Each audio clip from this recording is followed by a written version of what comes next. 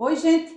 Hoje trago para vocês a prática de Mindfulness chamada Atenção Plena no Som da Taça.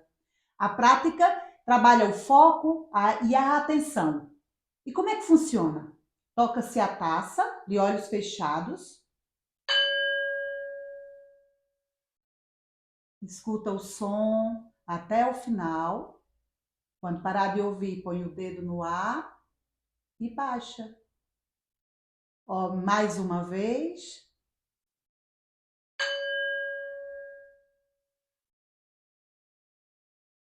Põe o dedo no ar e baixa.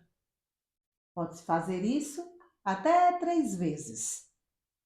Lembrando que ajuda a melhorar o foco e a atenção. Gratidão!